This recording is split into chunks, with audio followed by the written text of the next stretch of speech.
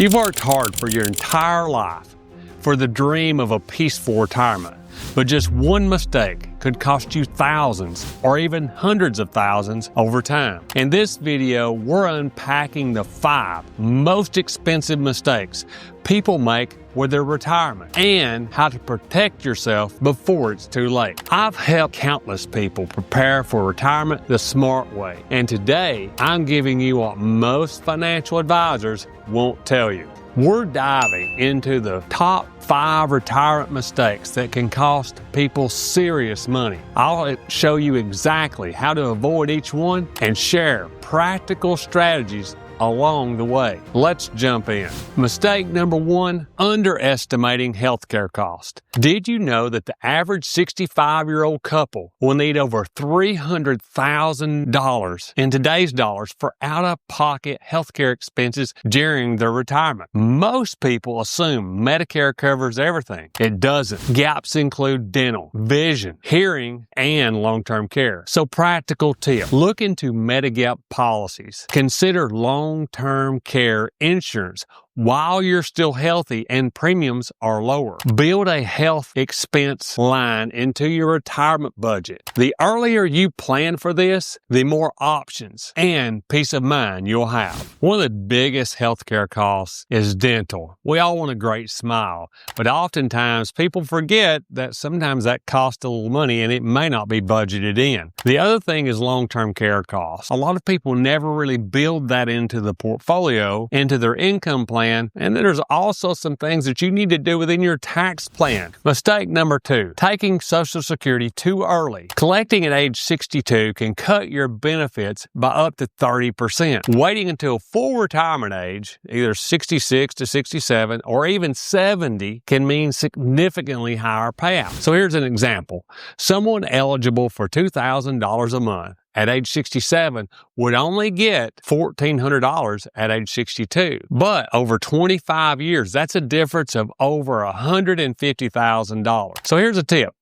If you're healthy and have other income sources, consider delaying for max benefits. A few years of patience can add up to a more stable retirement. Is being aware that if you retire before you intend to turn on Social Security, how are you going to generate that income? That specific period needs to be decided before you do that, so that you're aware of how to structure the income, how to maintain your lifestyle while also delaying to take Social Security benefits. Now, that may require you to take distributions from retirement accounts. That may mean that you take distributions from other savings accounts. And managing how those distributions occur can mean a lot of difference about how and when you're able to delay taking your Social Security benefits. Mistake number 3, not adjusting your investment strategy. What worked for you in your 30s and 40s may not work in your 60s. Some retirees stay too aggressive and panic during market drops. Others go too conservative and miss growth, leading to outliving their money. So here's a rule of thumb. Age in bonds. If you're age 65, consider 60 to 70% in more stable assets. Focus on dividend-paying stocks, annuities, cash-flowing real estate, or bond ladders. Diversify for stability and growth. Your portfolio should match your season of life, not your past habits. So what's one of the adjustments that retirees should be making in their portfolio right now? Number 1 would be preparing to take profits. We've been so blessed with a very long bull market that most retirees are forgetting to rebalance, or at worst, diversifying into more aggressive assets to catch the rally. There's a reason why we diversify, and it's to take risk off the table so that we don't have a situation where someone who's retired and no longer working panic sells near the bottom of a bear market without allowing themselves time and assets to bounce back or to recover. This can be very detrimental. And the way I like to look at it is one emotionally charged decision can take away 5 to 10 years of hard work and savings while you were working. Mistake number 4, poor tax planning in retirement. This one quietly erodes wealth faster than most people realize. Taking all withdrawals from tax-deferred accounts like 401ks or traditional IRAs equals big taxable income. This can bump you into higher tax brackets and increase Medicare premiums as well. So here's a strategy. Mix withdrawals from Roth IRAs, taxable accounts, and deferred accounts to minimize tax impact. Consider Roth conversions in those low-income years. The number one is not accounting for required minimum distributions. It's unusual, but it often happens that retirees tend to kind of lock in their balances in their mind when they retire. So I'll give you a great example. If you're age 64 and let's say you saved $1 million in retirement and you grow that at 7%, in 10 years, it's roughly going to double. So now you have $2 million. So at 73, at $2 million could equate to over $70,000 of required minimum distributions. If you've not accounted for that, that can shove you into A, income that you don't actually need, and B, into higher tax brackets. And you had 10 years to plan for it. So one of the easiest remedies is to think about what are those required minimum distributions going to be in 10 years or when I have to start taking them. And if you're already taking them, hey, don't forget to think about 10 years down the road from there. This little adjustments, these little conversions, these little events that you can do now can make a big difference to your estate and to your legacy.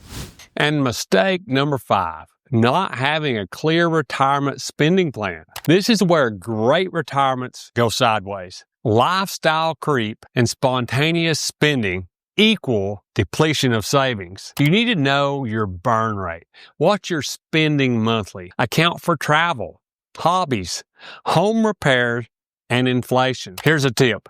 Use the 4% rule as a general guide, but tailor it to your needs.